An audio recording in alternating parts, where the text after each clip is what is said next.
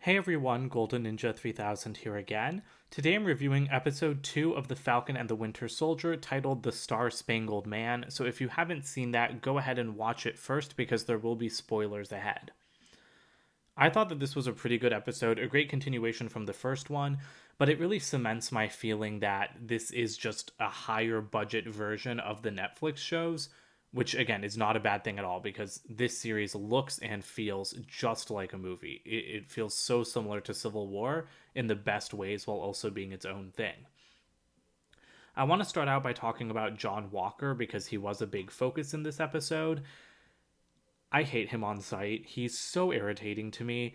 It was interesting to find out a little bit about his backstory, but the fact that he's just a peak human and he didn't know Steve and he thinks that he can just walk in here and use the shield and be Captain America, that really annoys me. However, like that's the goal of his character is to annoy like the audience just like he annoys Bucky and Sam, so I have to say they're doing a very good job there. I think that locker room scene that he had, like where he interacted with his wife and then with his friend Lamar Hoskins, those interactions were so good. Like, I really, really, really liked that scene. And what Hoskins told him about how he can't just punch his way out of problems anymore, I thought that that was a fantastic callback to Civil War, where Natasha says that exact same thing to Steve. And it does help, link Steve to John a little bit in my eyes. Like I said, it really annoys me that he can just, like throw the shield and do all like the fighting and like be Captain America, even though he's just a normal person. But I did like his entrance in the fight scene on top of the truck. However, the fact that he uses a gun, like he just shot that flag smasher, I didn't really like that. Like, yeah, it makes up for his kind of weakness compared to Steve. And Steve did use a gun in the first Avenger, but I mean, that was World War II. It's just so weird seeing like Captain America with a gun. And then I thought his interactions with Bucky and Sam, like this is why I thought he was annoying because he was so pushy about trying to get them to help him, and it's like they don't need to help you. Like you knew that you were like screwing them over, and then at the end he's all like, "Oh, stay out of my way," and it's like you are the one getting in their way, so like you should be staying out of their way. So I really want that like kind of animosity to develop over the next few episodes. I thought that Sam handled the whole John Walker thing with a lot of tact. If I was in his position, I would be raging mad. I would be feeling a lot more like Bucky. And I really liked his interactions with Bucky in this episode. Like, I did not like their bantering in the trailer. It was nice in Civil War, but I mean, from the trailers, it just seemed like I would get very tired of it very quickly.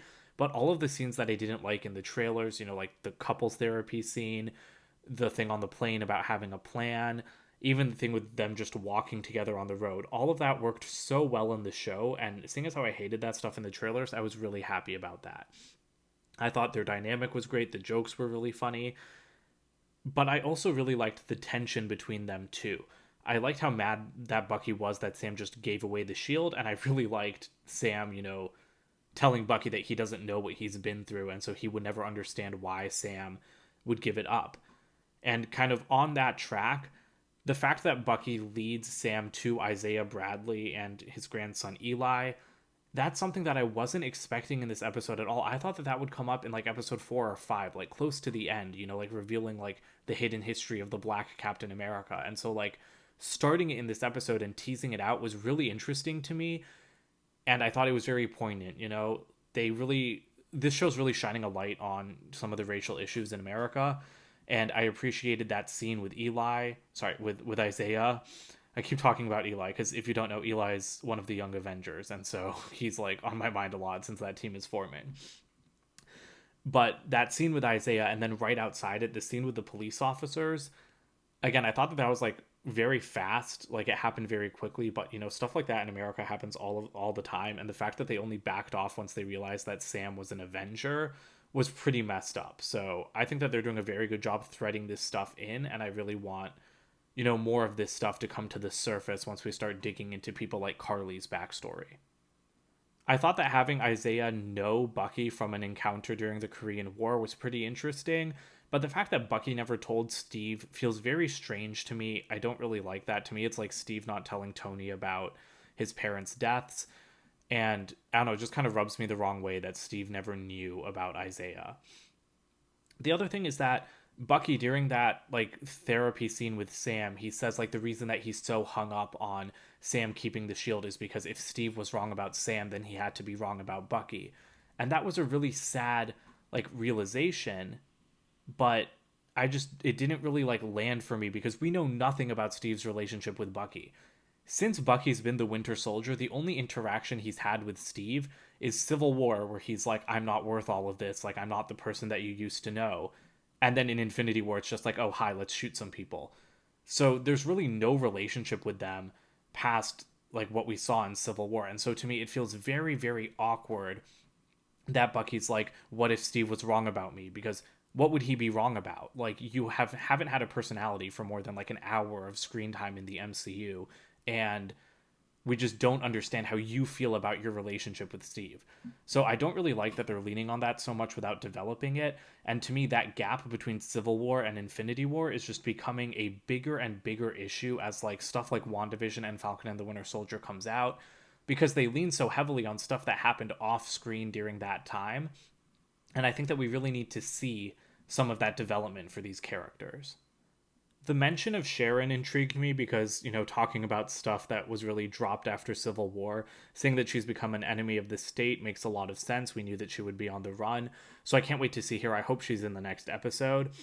And then also the Zemo tease was fantastic. I really loved, like the music, the thing of him in prison. A lot of people said it reminded them of Magneto, and I do kind of agree with that, especially with the chess. But I was kind of surprised to find out he was still in prison. I think like we might have known it from interviews or something, but I assumed that he had broken out like during the blip. So them working with Zemo is going to be interesting to see. But I really hope that he's not just going to betray them because he's the mastermind or something. I hope that he has like a really interesting storyline. And I really hope that we get to see some of his, aristocratic background and like him actually being a baron and, the whole thing with his mask. So I'm really hoping that, some of that starts to come up in the next episode. The Flag Smashers also got some great, like beginnings of development in this episode. I love that we finally saw Erin Kellyman as Carly Morgenthau. She was in Solo, and I think that she looks like she's doing a great job in this series. She looks like she's having a lot of fun, and the character, I think, has the potential to be like the most interesting part of this entire show. So I want to find out more about her backstory, why she's doing this. The thing that they were talking about, like the Global Repatriation Council, about how they care more about the people who came back than the people who never left. I think that's a really interesting idea. And so I really hope that Carly has some great scenes with Sam where they get to just really dig into like the problems of the blip. Right now, the Flag Smashers, their motivation, it just seems a little bit lame because it's like, oh, we want, one world, one people. So I really want to find out like why that is, like what happened to people like them during the blip. I think that we will get more of that as the episodes go on, but again, like I'm just kind of itching for more, and we're already a third of the way through the series. But speaking of Carly, in this episode, they did reference a major villain, the Power Broker. His name appears in the end credits, like behind a vial of super soldier serum. So I think it's pretty clear, and I mean, he is a comic books character, but I think it's pretty clear that he's the one that gave the Flag Smashers powers. I don't think they're doing what he wants because it seems like he's trying to hunt them down.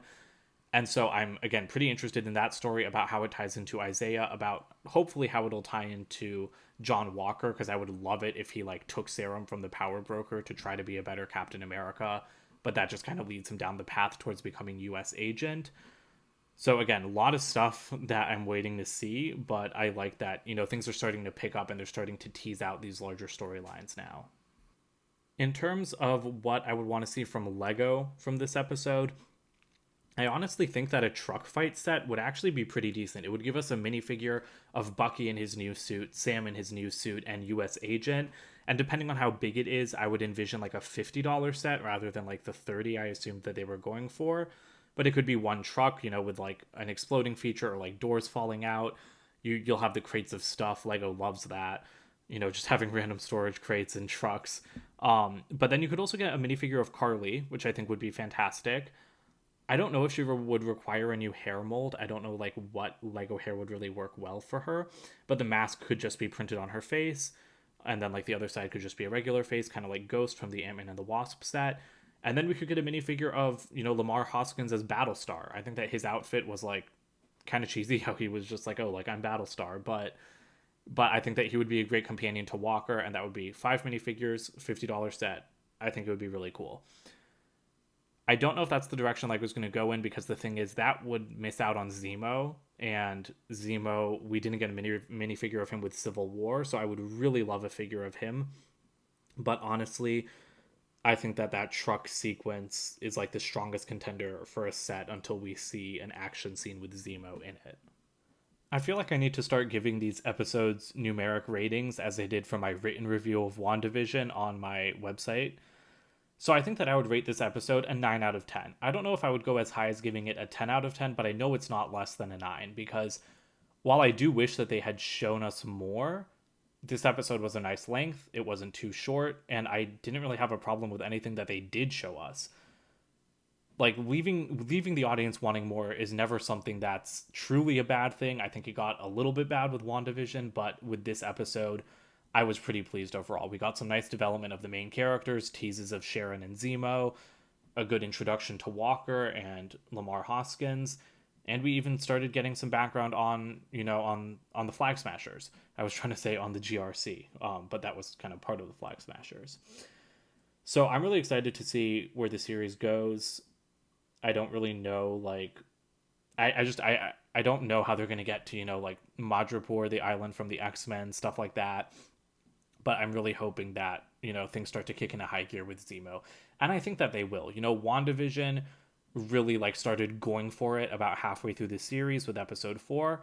And next week we'll be halfway through Falcon and the Winter Soldier. So I think that we are going to see things pick up pretty quickly.